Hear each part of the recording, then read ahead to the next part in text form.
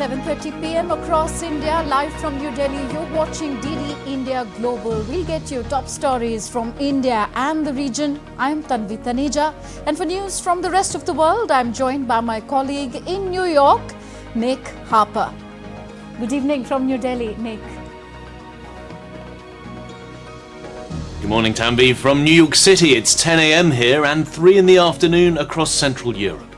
Coming up in the next 30 minutes, the possibility of Russia-US talks over rising tensions and more violence in New Caledonia as France tries to quell deadly protests. But first, the headlines. Israel recalls its ambassadors as Norway, Ireland and Spain say they will recognize Palestinian state. US says Palestinian state should be realized through negotiations and not unilateral recognition. Kremlin says Russia's actions in space conform to international law despite allegations made by the US, asks the collective West to engage in talks to defuse rising nuclear tensions. US President Joe Biden cancels another $7.7 billion in student debt for 160,000 borrowers, bringing the total debt relief benefiters to 4.75 million.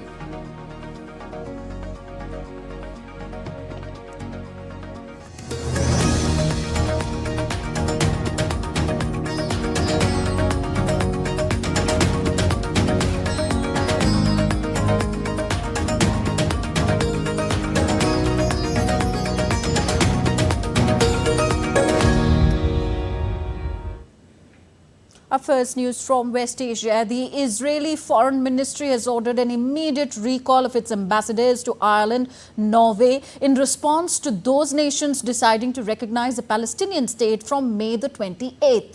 Israeli Foreign Minister Israel Katz said the decision to recognize a Palestinian state undermined Israel's right to self-defense and efforts to return the 128 hostages being held by Hamas. Spain's Prime Minister Pedro Sanchez said that the move was aimed at accelerating efforts to secure a ceasefire in the Israel-Hamas conflict. US President Joe Biden has asserted that Palestinian state should be achieved through negotiations and not through unilateral recognition. The comments came after Ireland, Spain and Norway said that they would recognize a Palestinian state at the end of this month. France, on its part, said conditions were not right to officially recognize a Palestinian state and that such a decision must be more than just symbolic or political posturing.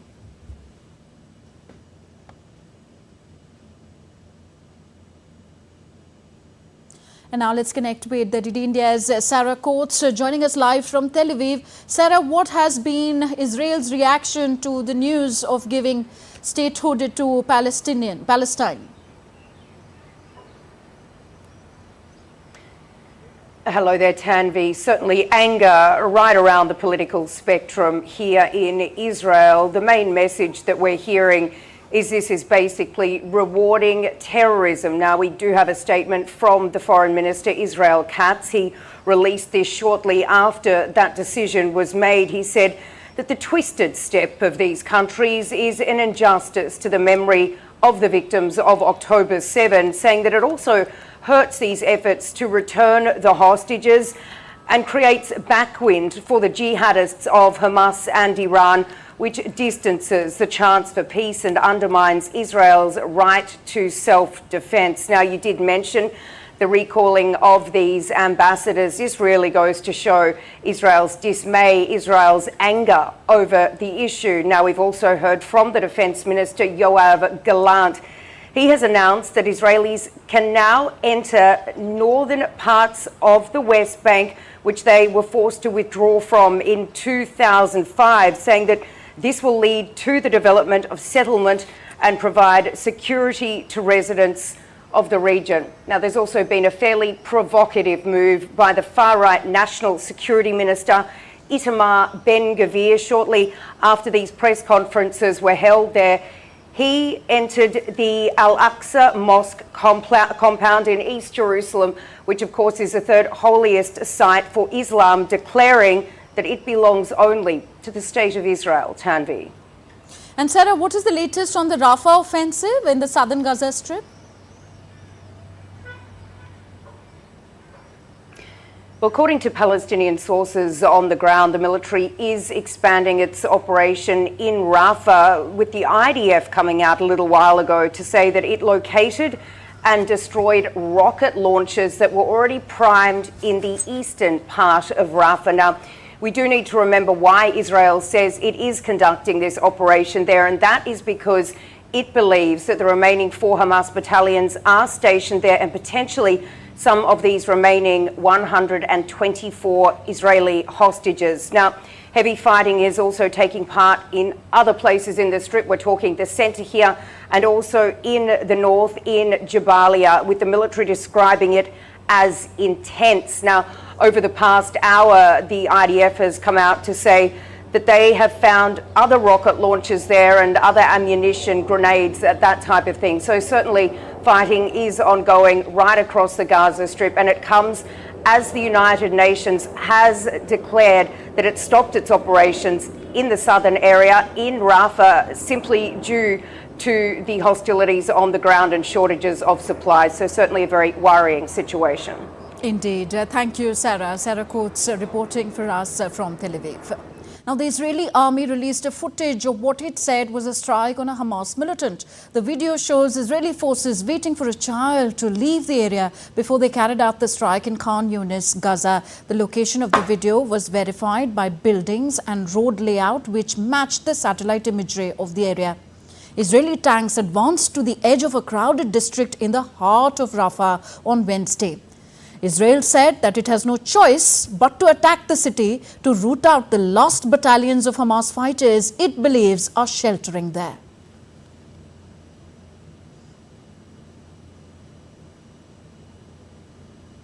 So as our correspondent Sarah Coates was reporting, the Israeli army has given Israelis the permission to re-enter 3 former West Bank settlements that they were prohibited from visiting since an evacuation order was issued in 2005, as per Israeli Defense Ministry.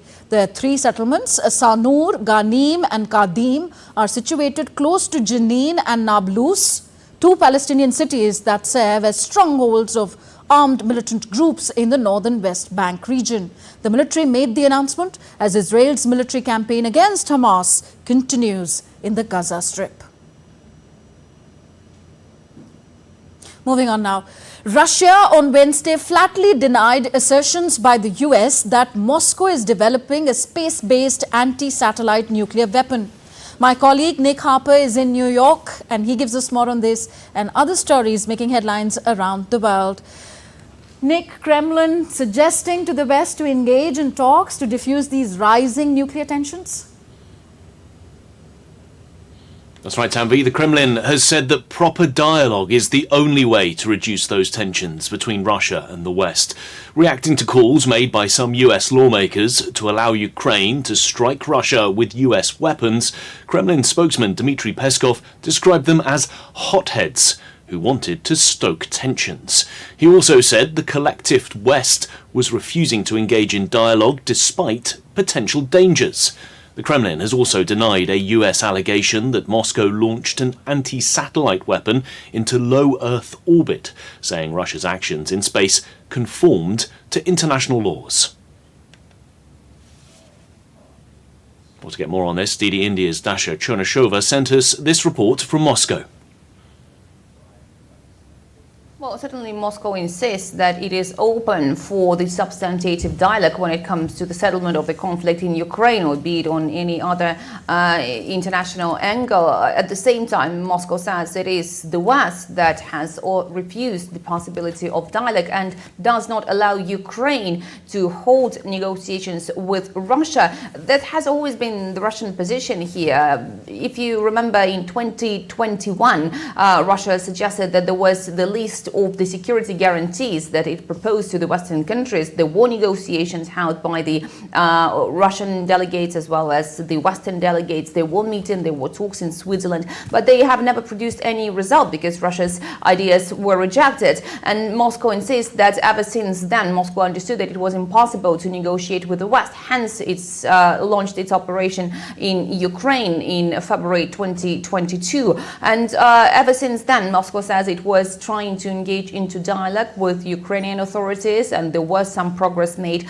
on the documents that could have actually served as the negotiated peace settlement of the conflict in Ukraine. But again, Moscow says back then it was the West that did not allow Ukraine to proceed with that document. So at this moment, Moscow is saying that potentially there is a possibility to find the solution to the conflict in Ukraine through the negotiated solution. But having said that, Moscow has also repeatedly been saying that there is no ground actually now to start those talks, because in the West and the collective process, we often hear this description from the Kremlin authorities, there is no understanding and no desire to engage into the dialogue, at least at this moment. Russia has claimed that the seizure of revenue from its frozen assets in the European Union will be considered as theft. The Kremlin spokesman Dmitry Peskov on Wednesday said Moscow views it as a violation of all norms of the global economic system if the European Union takes over Russia's resources.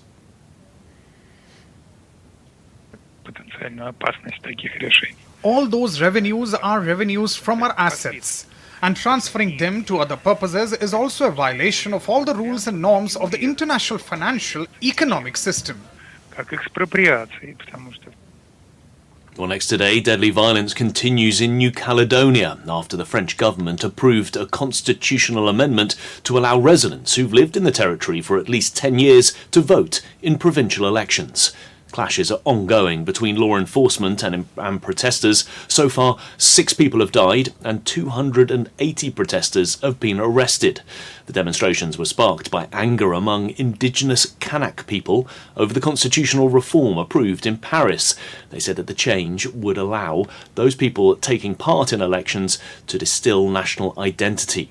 French President Emmanuel Macron is on his way to New Caledonia to meet local representatives for talks on the situation.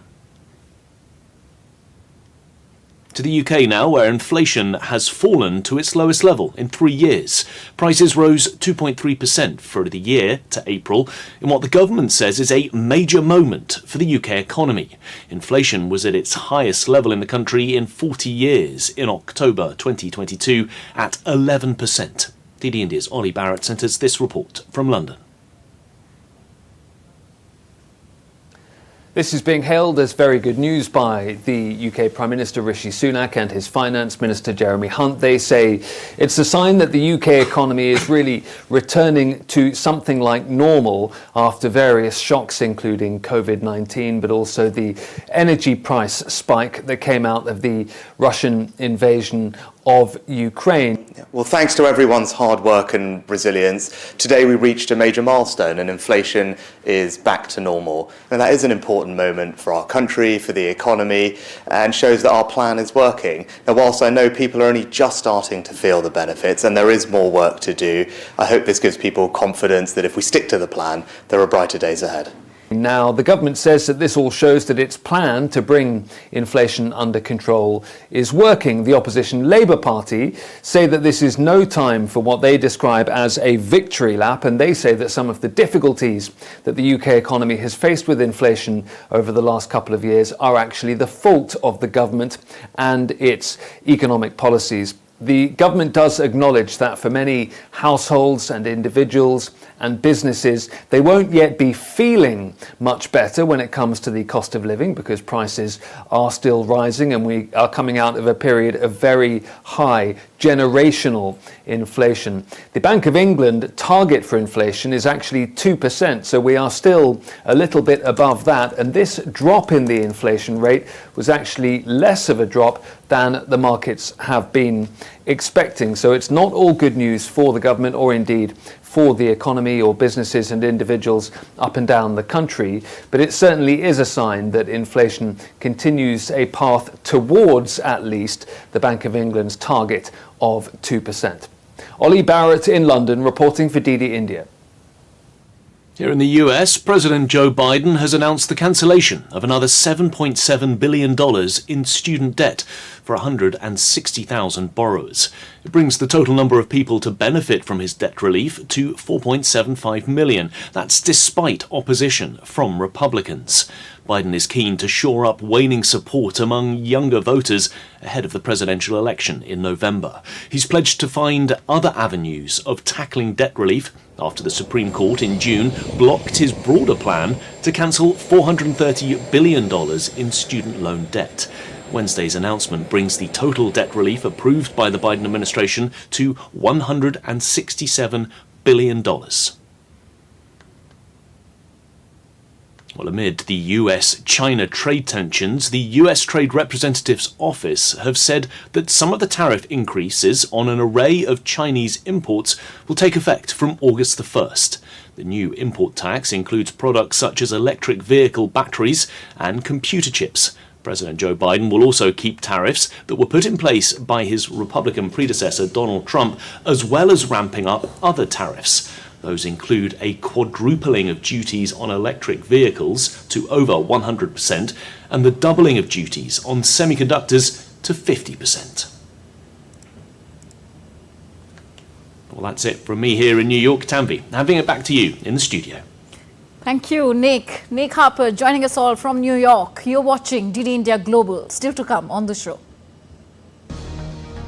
Electioneering picks up pace for the 6th and 7th phases of India's elections.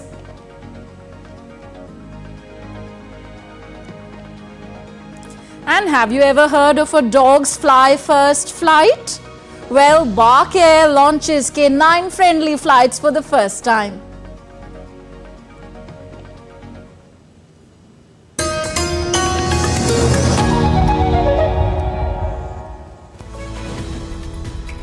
We just don't bring you the news as it unfolds. We get to the heart of the matter. We don't just present facts, we demystify complex social, political and economic events. We break stories that shape the world's present and future because you deserve the truth. I am Tanvi Taneja from New Delhi. I'm Ollie Barrett from London. I'm Nick Harper from Washington, D.C.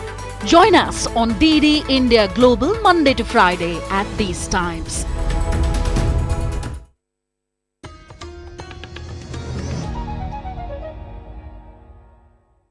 Staying with us, you're watching DD India Global. I'm Tanvi Taneja. Back to Asia. Officials from different countries across the world offered their condolences in Tehran on Wednesday for the death of President Ibrahim Raisi and his companions, who died in a helicopter crash near the Azerbaijan border at the weekend. Raisi's body was flown from Tabriz, the closest major city to the remote crash site, to the Tehran airport, before heading to the holy Shiite Muslim city of Qom. From there, it was returned to the capital to lie at Tehran's Grand Mosala Mosque before being transferred to his hometown in Mashhad. Mashhad being in eastern Iran, and the grand burial will be held on Thursday. India has also expressed condolences and showed solidarity with Iran at this difficult hour. India's Vice President Jagdeep Dhankar, who is in Tehran, offered condolences for the death of President Ibrahim Raisi and his companions on Wednesday. Earlier, the Vice President was received by the Iranian authorities on his arrival in Tehran today, as several heads of state, ministers and special envoys continue to arrive in Tehran for the funeral ceremony tomorrow. India's President Draupadi Murmu, Prime Minister Narendra Modi and External Affairs Minister Dr. S. Jaishankar have also conveyed their condolences to the government and people of Iran.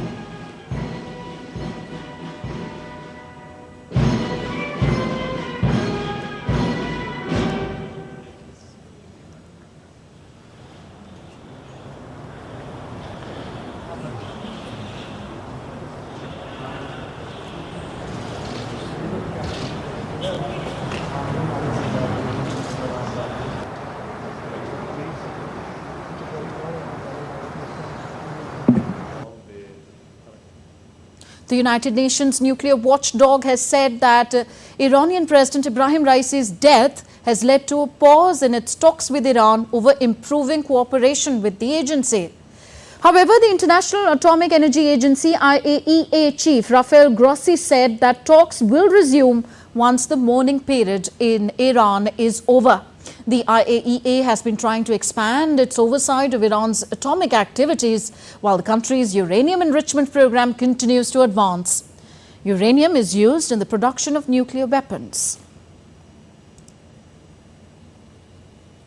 Back to India. India's Food Safety and Standards Authority of India that collected samples of spices in powder form from all brands across the country has not found traces of ethylene oxide in the samples of spices received from prominent brands such as that of MDH and Everest.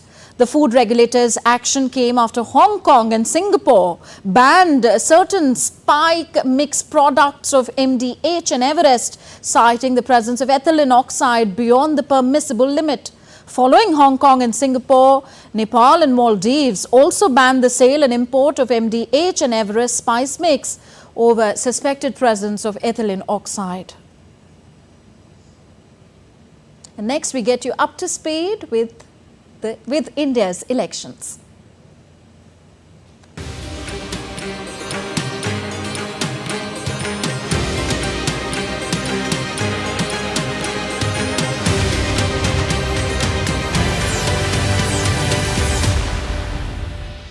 So campaigning for the sixth phase of India's parliamentary elections gains momentum, with political parties ramping up their efforts across the country. Senior BJP leader and Prime Minister Narendra Modi campaigned in the state of Uttar Pradesh. Prime Minister Modi held a public meeting in Shravasti, Uttar Pradesh. Addressing the gathering, Prime Minister Modi said that he will accept anything but corruption.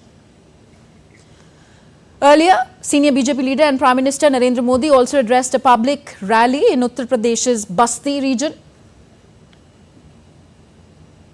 And in order to garner support in their party's favour, opposition parties are also holding election campaigns across the states. Congress leader Rahul Gandhi held a public meeting in Mahendragarh district of Haryana today. Congress leader Priyanka Gandhi Vadra addressed a public rally in Jharkhand's Godda district.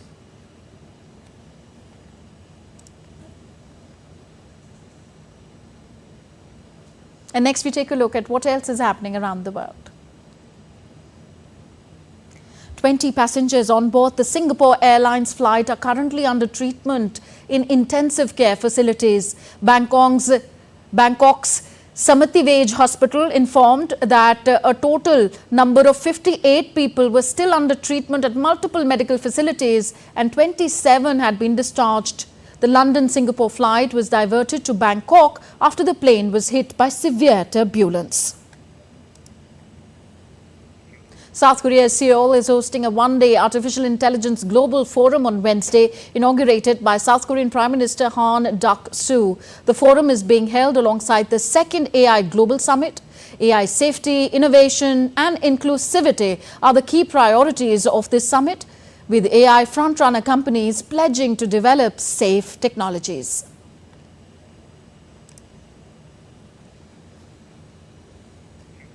From calming treats to an onboard spa, Bark Air is set for its maiden Dogs Fly first flight from New York to Los Angeles on Thursday.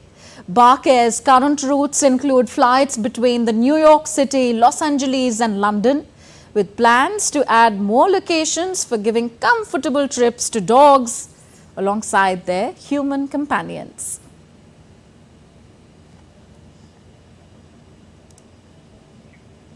And as we wind up this edition of DD India Global, we take you to Vietnam. Vietnam's waterfalls have been listed among the 21 most beautiful waterfalls of the world by US travel magazine Travel Plus Leisure. Also, one of the largest natural waterfalls in Southeast Asia, Ban Geoc Waterfall gives a majestic view, a blend of natural beauty and fantasy. Located on the Vietnam-China border, the waterfall reaches a height of over 60 meters.